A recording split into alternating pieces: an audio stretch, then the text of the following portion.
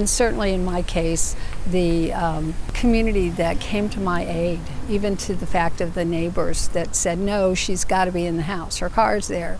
And in the hour it took them to find me under the rubble. I'm a survivor. Yes. And I view that is due to the support of a community that was larger than I had any idea it was. So.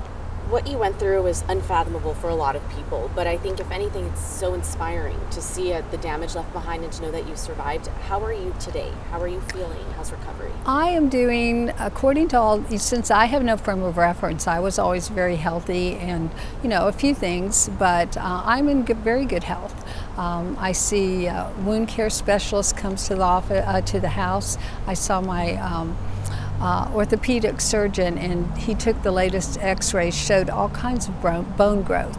So all 3 bones in my arm were broken, multiple places. I have rods and plates. And my elbow, they just kind of built a little cage, and DNA works, and so I have bone growing where it should go. So that's really great. And of course my ribs have healed, and my clavicle, my scapula.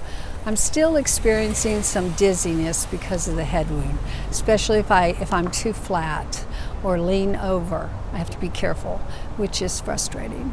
And so remind me, did you have a traumatic brain injury? I think technically they did say that. However, when I woke up, I really felt like myself.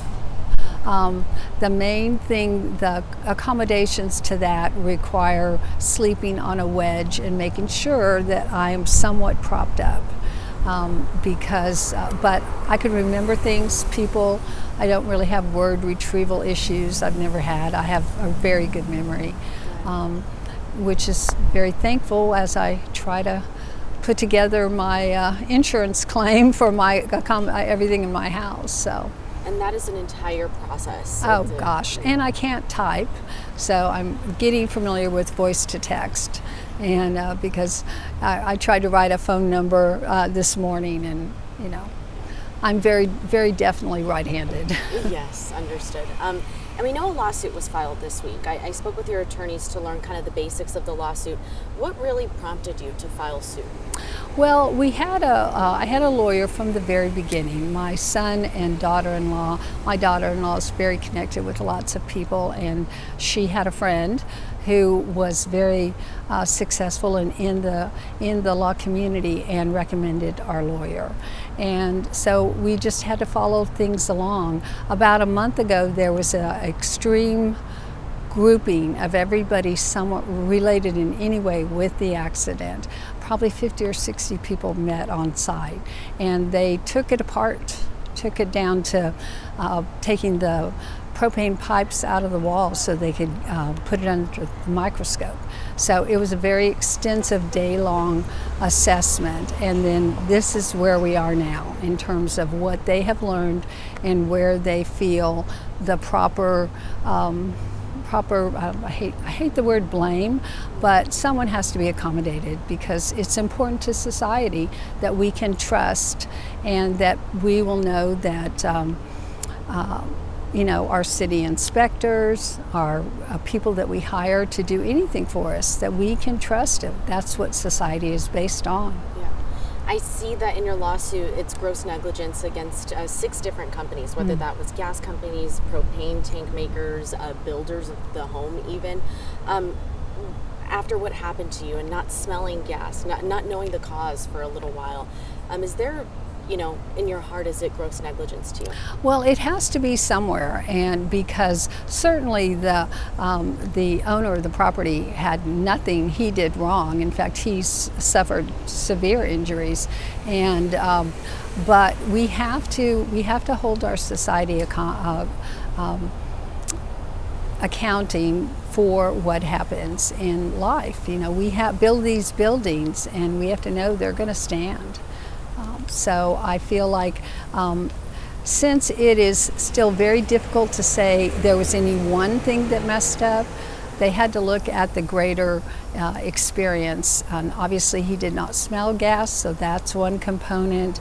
But then why did it leak? That's another component. who did the work, because it was a very well-known and reputable builder.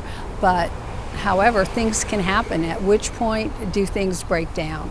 And I think a lawsuit like this is a way to really follow that through all necessary processes until you can find what went wrong and why, and people can be held accountable.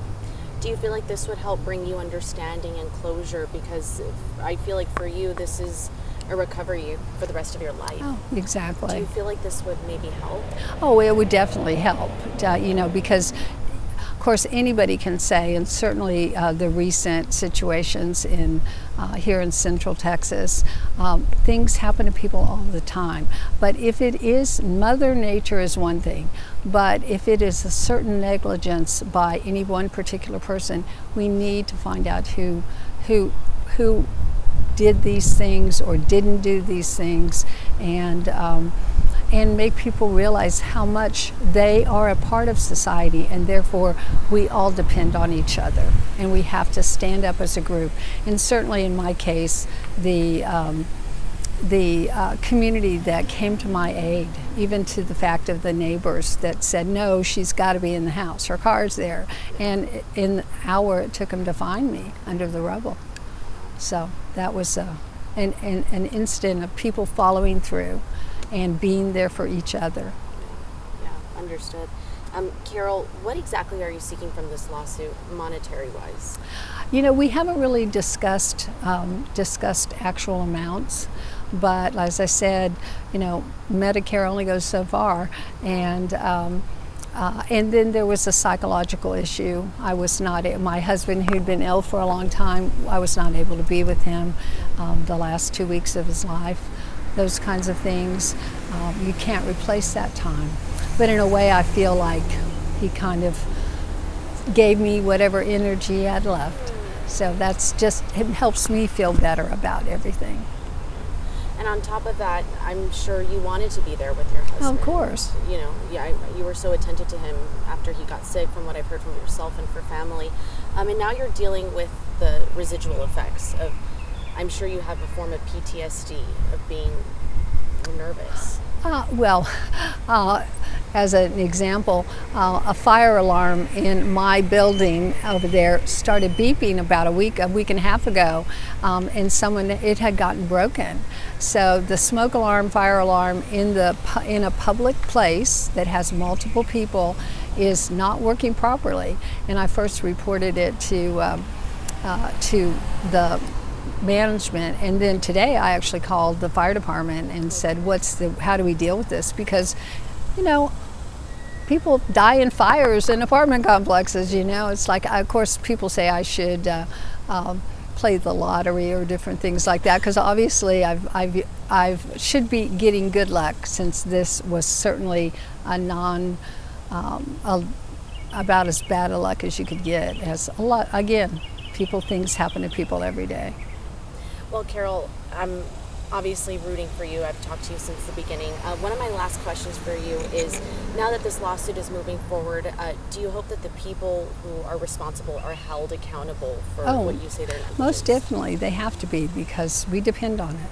And the process of government, the process of people standing up for themselves, of communicating with their government, and which is city government in this situation, and everything else. We have to do that. I could not have, even if there was no need per se. I personally feel that if there's something you can do to make things better for the greater society, it's your job to stand up and to speak your mind. Good for you, Carol. Is there anything else that you want to add that maybe I haven't yet asked you, but you think is important to mention? Well, I think that is the biggest thing, that we have to stand up for each other, because as I was saying to a friend this morning, I truly feel so blessed by the community that I had been building all my life, and they stepped up for me. And so it's really wonderful. And I thank you to everyone, and I can't write thank you letters yet. so I've been trying to get in touch with people. So hopefully they'll see this online. Yeah, really. Yes. Good, I'm so glad. Oh, Carol, thank you so much. Thank you, sweetie. I appreciate your help. Good to see you. Good to see you too. Thank you for watching. Please hit the subscribe button and get the latest news by downloading the CBS Austin News app.